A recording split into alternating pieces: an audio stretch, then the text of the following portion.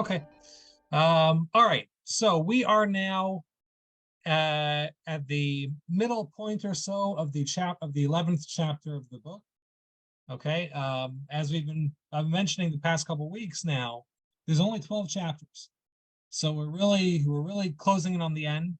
And not only are there only 12 chapters, but chapter 11 and chapter 12 are both relatively short in the scheme of things.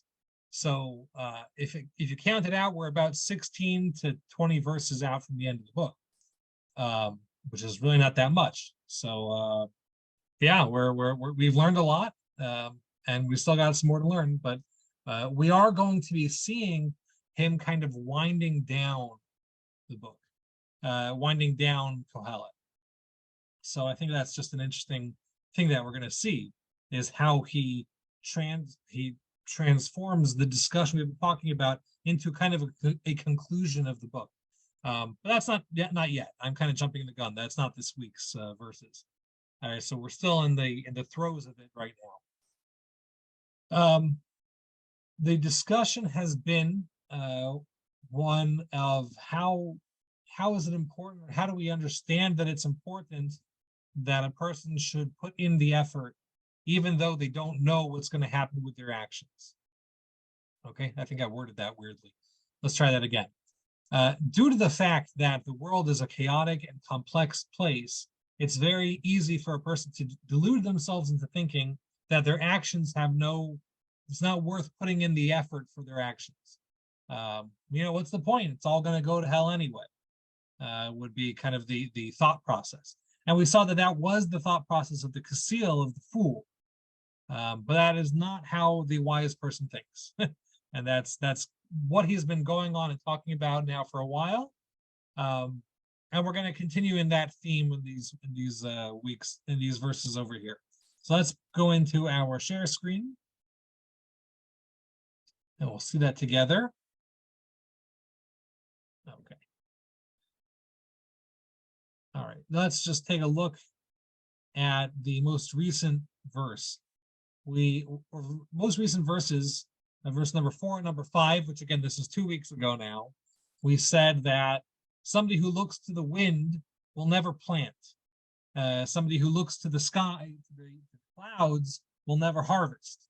Right? In other words, if a person's always waiting for perfection, they're never going to achieve perfection. Perfection does not exist. Okay, there is no such thing as perfection. And because of the fact that there's no such thing as perfection, a person has to manage their own expectations, the expectations of themselves, and how they want to go about and get the most out of what of their effort.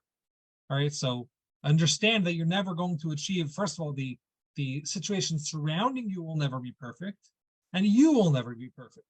Okay, so it's kind of a two-pronged thing. That was really verse number 4 and verse number 5, is that you personally will never achieve a level of perfection, and the situation that you're waiting for will never end up being exactly perfect. So that's really it compels the reader to go ahead and say, in that case, then I have to let me think how I want to say this. I have to evaluate where in my actions am I holding back because I'm waiting for something better, and perhaps I should actually just move forward and not wait for perfection because it doesn't exist. And again, also not wait for myself to be perfect because that also does not exist. So with that thought, with that mindset, we're going to move forward into verse number 6. Okay, so this is verse number 6 right here. And this is actually a pretty well-known verse. It's quoted in the Talmud a number of times. I think there's a lot of wisdom in it, even though it's actually pretty straightforward. It means exactly what it says. Obviously, it's still an allegory. He says, "Baboker zara et zarecha." In the morning, plant your seeds. V'lo erev, and in the evening, al tanach yadecha, do not let your hand rest. Ki einacha yodea, because you do not know, eize yishar, which one will be kosher, which one will give fruit, basically. Hazeh ozeh, whether it's going to be this one or this one. Vim shnehem ke'echad, and if it's both together, tovim, then all the better. Okay. So again, pretty straightforward verse. Let's read it one more time, just the translation. Baboker zara et zarecha, in the morning, plant your seeds. V'la erev al tanach yadecha, in the evening, do not let your hand rest. Ke'inacha yodea eze yichshar, you do not know which one will be appropriate, which one will be. Let's think about how a better way to translate that. Which one will literally means to prepare. Which one will have the preparation? Which one will the preparation, I guess, pay off? Hazeh ozeh, whether it's this one or this one. V'im shnehem ke'echad tovim, and if it's both together, then all the better. Okay. So let's just cover a couple of the translations over here. We already discussed yichshar. Yichshar, again, kasher. In Hebrew, kasher actually means prepared. When you say that something is kosher, it means that it's been prepared properly according to halachic standards. That's what it means when something is kosher. So eze yichshar, which one will have the preparation work for it, is kind of the essence of the word over here. It's interesting that he chooses that word. He doesn't say eze yatzmiach, which one will sprout. He really ties it back to the preparation that's put in on the side of the farmer, right? So again, the allegory over here is of a farmer. The farmer should not, as we said, wait for the sun to be shining, wait for the clouds to depart. They shouldn't. You never know where the rain is going to come from. So instead, he says, rather, what should the person do? Well, don't wait. Plant now, and plant later. And I think there's actually a level of wisdom that I actually didn't realize until I was just reading it right now. He's not saying simply do your thing right now so that don't wait for perfection. He actually goes a step further. He says do it now and then also plan for the future. Maybe there will be a better time. Maybe there will be a more perfect time. You're right. Do both. Because you can't know what the future will hold, but you also can't lose the present moment. The present moment is the most, I guess I would say, it's the most precious thing you have right now, right? So take this moment, use it, do with it what you need to do, and then also keep the option open for you in the future. So I think that's just it's something I just realized that as I was reading it, is that it's kind of a twofold thing. It's not just don't wait for perfection, but you're right. Maybe there will be a more perfect time. Do it again. In certain situations, you have the option of doing it more than once. Now, obviously, there's going to be situations where it's a one shot that this is your only chance. That's a little harder to take this advice. I think for that, you're going to have to go to our previous verse that says don't wait for perfection at all. I'm just thinking, let's say a person has an option to take a job. Well, if you take that job, you are closing yourself off from a future opportunity. It does that, right? You're now too busy to take a future opportunity. So that's true. Don't wait for perfection. I would say that's verse number 4 is saying, don't wait for perfection on that. But if you have other situations where you can do both, then do both. Don't continue waiting for perfection on that either. And then if a more perfect opportunity rises, then do that too. The sages take a very interesting track with this verse. They take it in kind of an almost literal understanding. They say that a person should have children when they're young and continue to have children when they're old. Right?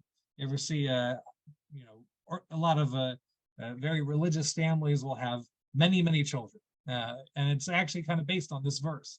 You never know which child is going to be the good one. Now, that's a weird way to put it, obviously. All children are special and all humans are very important. But you never know which one is going to, provide you with different things, or is going to be it's a very strange kind of way to look at it. But you don't know which child is going to bring you the pride that you're hoping for. I'm speaking as a non-parent.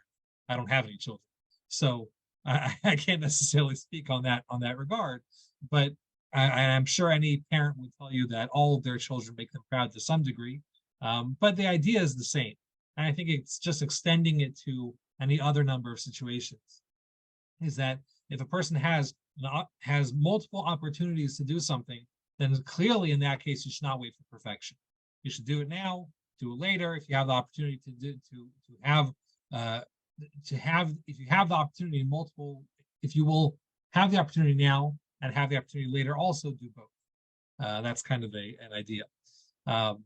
What's interesting is also he has three options. Which one is going to be good? This one or this one? Or both of them together will be better, will be even better, right? If both of them are successful, if let's take the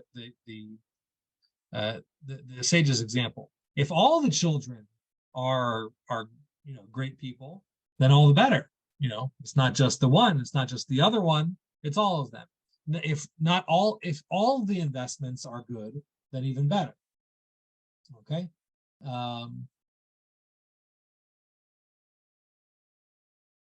Okay, I'm sorry to hear that, Myra. Myra's pointing out over here in the chat, or Myra just sent me a chat that my voice is still fading in and out. If anybody else is experiencing that, just let me know. It could be a problem with my internet. I'm not sure.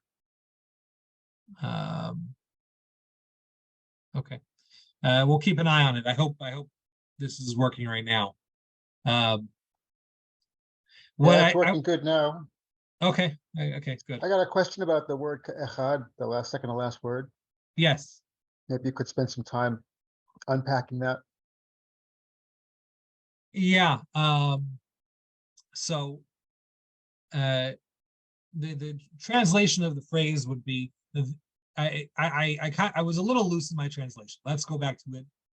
Thank you for keeping me on track. Actually, the literal translation of the word would be V'im shnehem ke'echad. If they both are like one, tovim, they will be good. Now I'm gonna admit I said it would be all the better. Tovim, that they would be even better. I think it's interesting. The literal translation would be, if they are both like one, then they are good. I have to think about that for a second.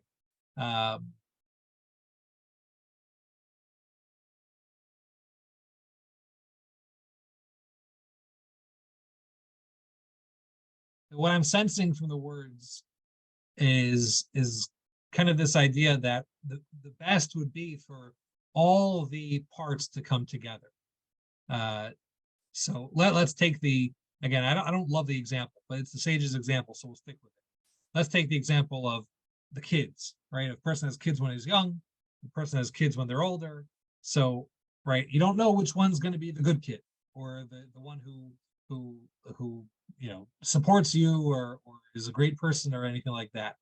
All the more so if I translate it first as all the more so if they both are. You can almost read it as saying, and if they work together, if both of those work together, tovim, they will be good. I didn't think of this, but let's look at the difference between yashar and tovim. Kasher, when something is kosher, again, that doesn't actually say anything about its quality. It just means that the preparations have been put in to make sure that it's okay. So I almost could see yashar as being okay. You don't know which one's going to be okay, this one or this one. But if they work together, tovim, then there'll be something else. Then there'll be tov, they'll be good. That's interesting. I have to think about that for a second here. But I think there is kind of this idea that one of them is going to be okay. Both of them together is going to be tov. Is going to be good. Yeah, it's interesting. I don't have necessarily a great explanation for that. I was noticing right before you asked the question, I was noticing how it doesn't actually say, it doesn't give an option for bad, right? He doesn't say plant your seeds in the morning and in the evening don't stop, because maybe one of them will be no good, but at least you'll have the other one. He doesn't say that. He says you don't know which one will have the proper preparation, this one or this one. But if it's both of them together, then they will be good. So I think that there might be something there too, that he doesn't say anything is bad. He's presuming, I would say, he's presuming that there's always going to be a good option, or there's always going to be an okay option. But you're never, and there's even a situation where it's going to be super, it's going to be fantastic. But he doesn't see it, he doesn't create an option for not good. I wonder why that is. I almost feel like he's telling you, I can assure you that if you choose a path and you stick to it and repeat the process over and over again, at some point it will prevail. And in fact, it might prevail in every step of the way. It might work. It might keep on working over and over again.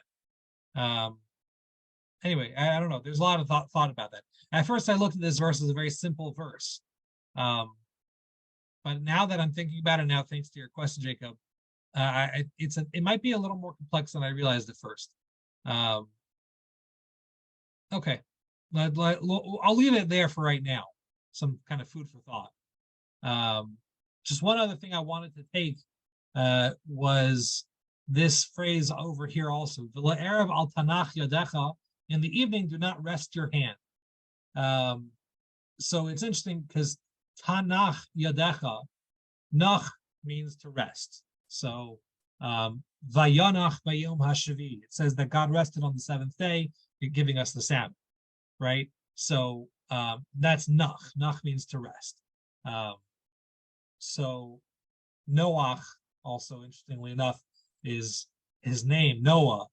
The name Noah comes from Nach also, which is some sort of resting.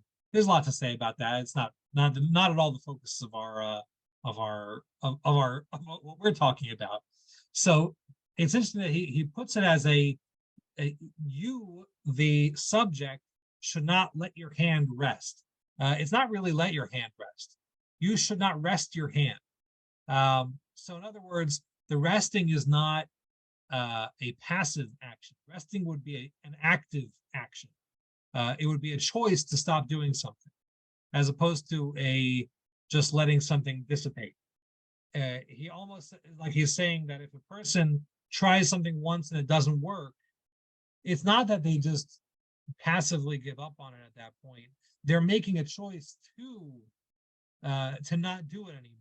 When you make a choice to not do it anymore, that's where you really run into trouble. He's saying, don't do that. Don't have that. Don't go through that process of choosing not to do something. If you really want to do something, do it once, do it twice, keep doing it until it works.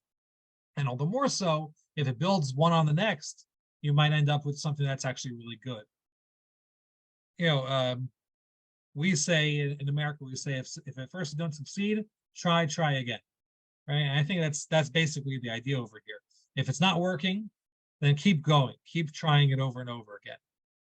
The parable, the allegory has been in this case of a farmer, right? Don't look to the clouds. You never know when the rain's going to come.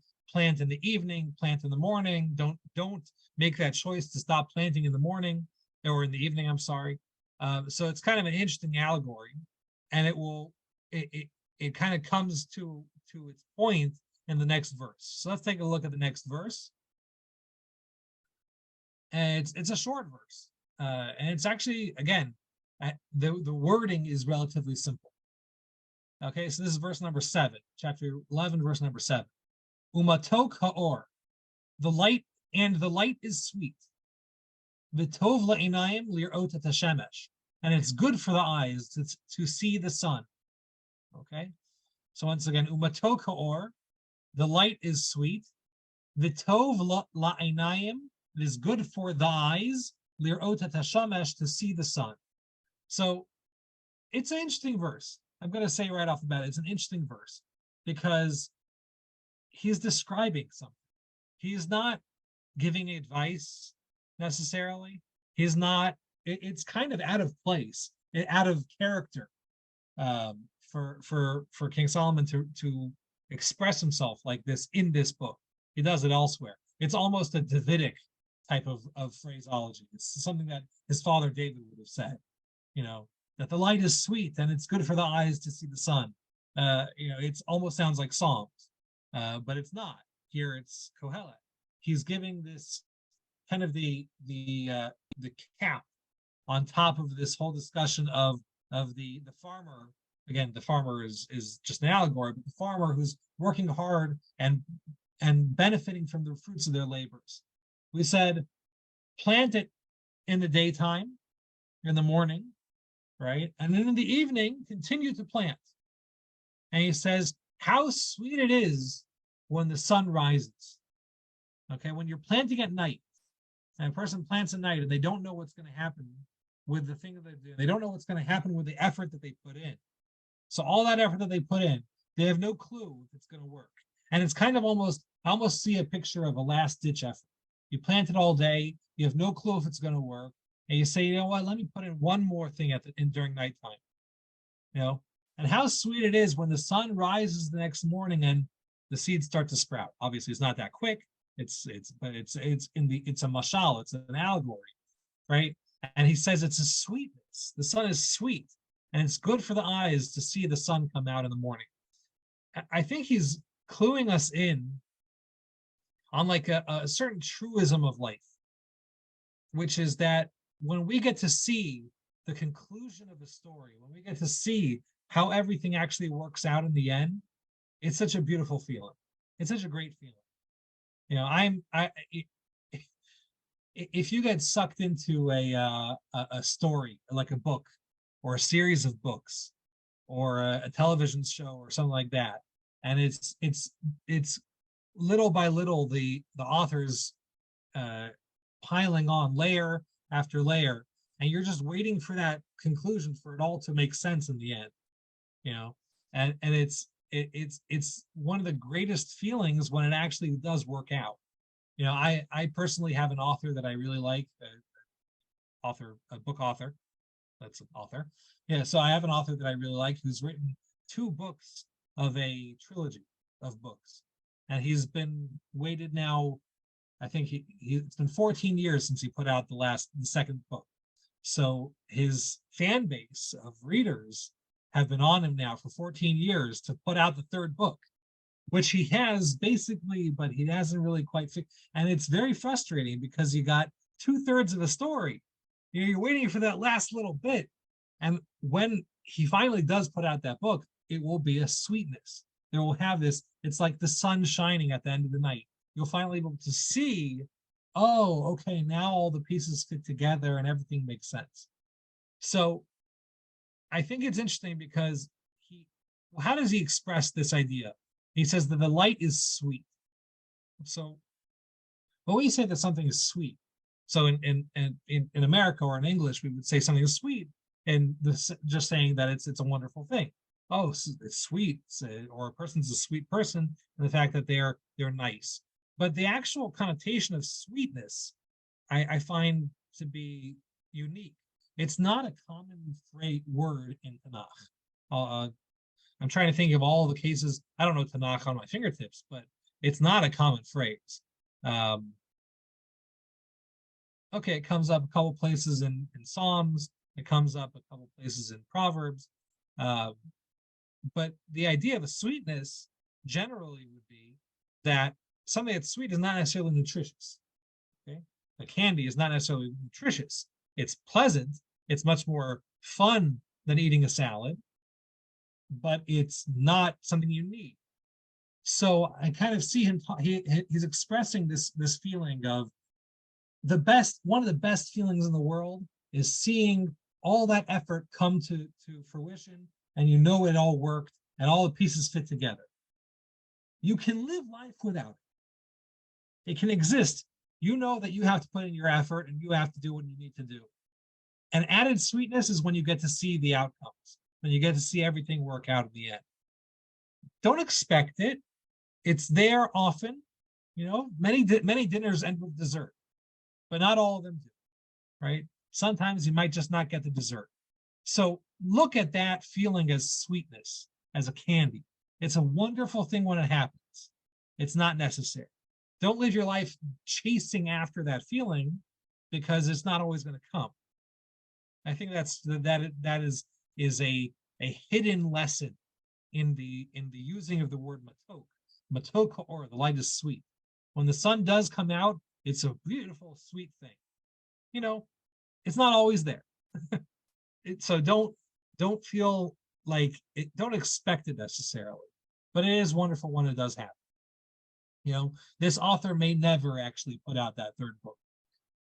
It's possible, and I'll just have to live with the fact that I have 2/3 of a story, and I'll go find a forum online that will, everyone will have people speculating what the third book would have said. But at the end of the day, it can happen, and I have to be okay with that as a person. I think that's just like a hidden lesson in the word matok, or the light is sweet. The sages over here on this verse, they point out this is a veiled reference to the world to come. Meaning after a person finishes their time in this world and they have done all their good actions and all that effort that they put into their life, they're going to go and to another place where they're going to get that full picture. At that point, you really will get the full picture. That's at least our understanding, our expectation, is when we get it, there will be some point where we get clued into what exactly it was, what were all these plans and things that we were playing into our whole time. And apparently that's supposed to be also a very sweet feeling. I can't really talk for that because I don't know what to expect up there. But the sages point out, and I trust the sages on this one, that there will be a time when we will be able to fully understand all the things that we went through in this world.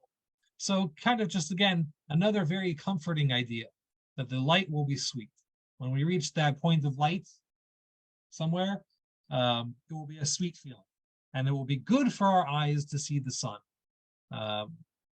Again, another reference to goodness, which has been a recurring theme in the book, no doubt about it. He does keep on talking about goodness. So goodness always seems to be a reference to wisdom. Where are you going to find wisdom? So here's another place to find wisdom. Here's another place where you're going to see that is that the one who sees that same problem that the fool saw, right? The fool saw a problem, said, I never know what's going to happen in my life. Why should I bother? Check out. There's no point in putting in the effort. So the wise person, again, looks at everything and says the exact opposite. Oh, I don't know what's going to happen. Therefore, let me double my efforts. Let me triple my efforts, quadruple them. Let me plant in the morning and plant in the evening, because I don't know which direction the rain is going to come from.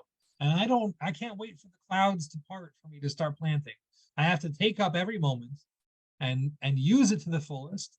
And perhaps one will be good, perhaps both will be good. Perhaps I'll get to see at the end what was the point of all my effort. Perhaps I won't. Again, going with the sage's explanation, I know that there will be a time at some point in the future I'll be able to see all my effort pay out, in some future experience. But that's how the wise person looks at the same problem. It's the same conundrum that the fool looked at and said, why bother? The wise person says, I bother. I bother with over and over again. I'm going to keep on bothering myself with this because it's that important. And he continues the thought with this one more verse over here. And you can tell it's connected because it's got that key at the beginning. Key meaning because, right? So that's always going to say the last thing. This is because of this. Ki im shanim harbe yichyeh ha'adam. Because if a person lives for many years, B'chulam yismach, they should be happy. The person should be happy in all of them. V'yizkor et yimei achoshech, and remember the dark days. Ki harbe yihyu, because there will be many of them. Kol sheba havel, all that come to havel. Now havel is our funny word again. Havel, right? If you've been in this class long enough, you know that havel is usually translated as futility. But we don't like that translation here. Havel means, instead we like to translate Havel as steam. It's something that is generally futile. If you don't know how to harness it, it doesn't have any purpose. It could burn you, in fact. But if you know how to harness it, it could move locomotives. It has a lot of power if you know what you're doing with it.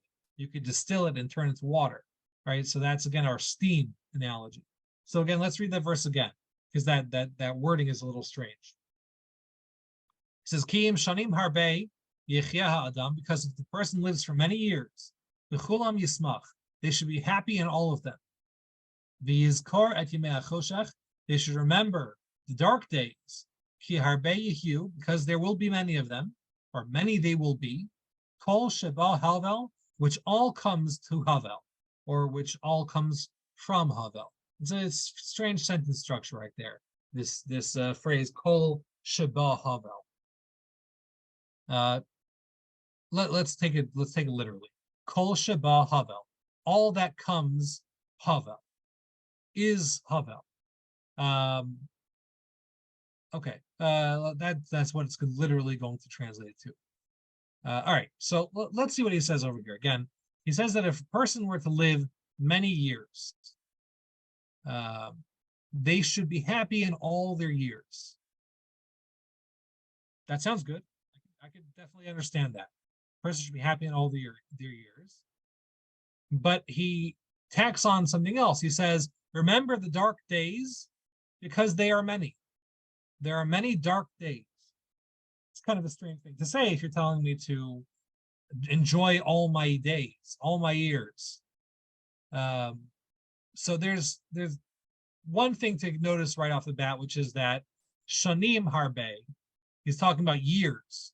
There will be many, if the person were to live many years, they should be happy in all the years and remember the dark days. So there's an interesting contrast there. He doesn't say the dark years, it says dark days. So in other words, part of the message over here is make a calculation of how much of the life was really darkness. How many years does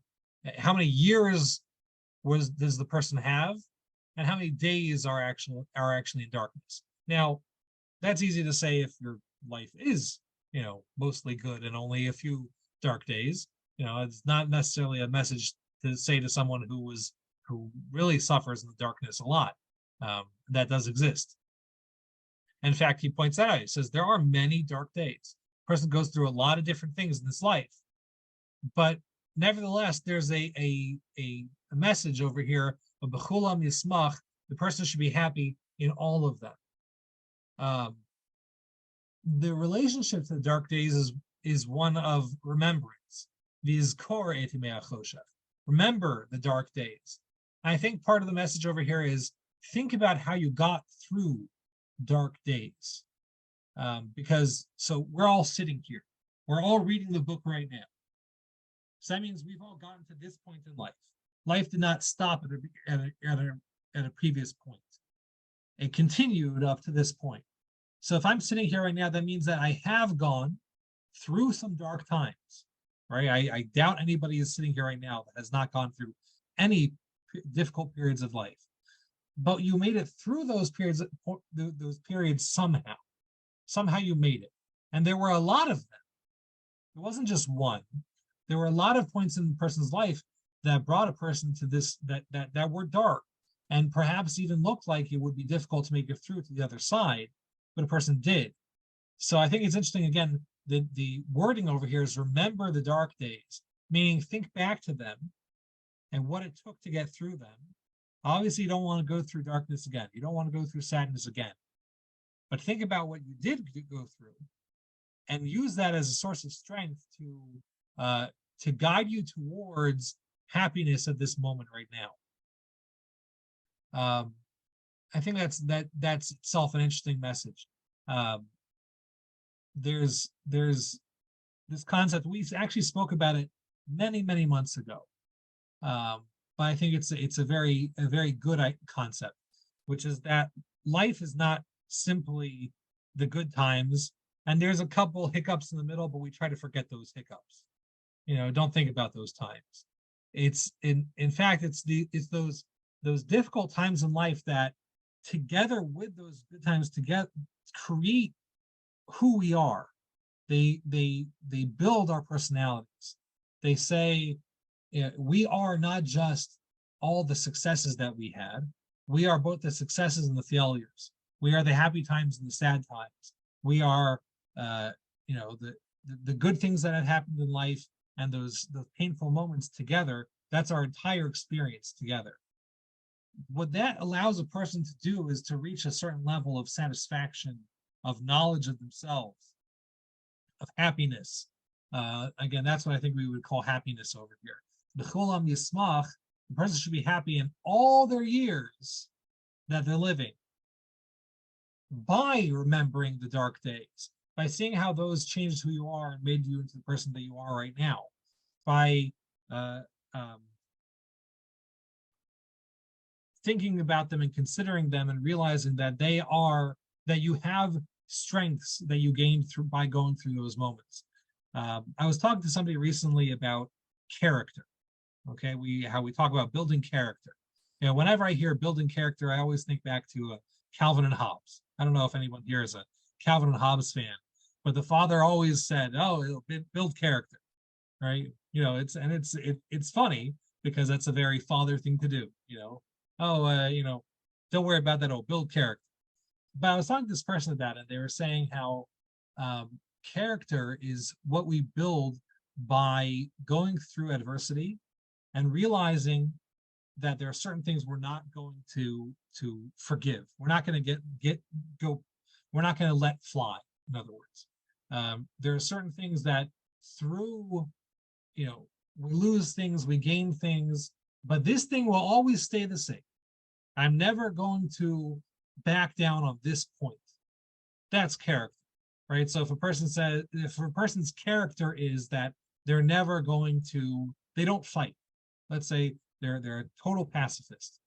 Well, they can only actually come to that realization if they've been in a situation where violence was a possible answer and they backed away from that, right? In other words, those difficult moments, they help you define for yourself what are things that what are lines that you do not cross in your own life. That's what character is. So I think it's a similar idea over here, is that those dark days allow a person to realize what makes them who they are, what is important to them, and define for themselves what's important, and that allows the person to find happiness in the many years that they, God willing, will live. And so what's the key? What's the connecting it to the past verses? I think is that when a person puts in all the effort, they have constant effort, they try again, they plant in the morning and in the evening, they never know what's going to happen, but they put that in, that's again where they're going to find some happiness. It doesn't mean that it won't be difficult. There will be times when they don't know what the answer is, they don't see the fruits of their labors, things are not working out. But at the same time, at the end of the day, when they get a certain sense of everything, of the matoka or with the sweet light at the end of the day, when the sun rises, they will get to see, oh, those dark days actually had a purpose. They're kol sheba havel. Everything that came through them was havel. Havel not in the bad sense, havel in the good sense. They were very difficult to go through at the time. They were scalding me with steam at the time until I learned how to distill them, until I learned how to harness that power and turn it into something special. So again, it's another case of one of those of where Havel, I think, has to mean this, has to mean a good thing, like we keep on, we keep on demanding it means. It has to mean that there's a purpose to things that seem almost purposeless, because there is. It's what makes us who we are. So I think that's the idea over here. Okay, yeah, we got into next verses, some interesting lessons, but we'll save that for next week. Let's go into the main screen right now. Okay, thank you for joining us. I appreciate seeing you all here. Again, I'm sorry about last week, but we will, God willing, continue. And yeah, we're chugging along. So Thank you. Thank you. Yesh koach. much. Thank you for joining us.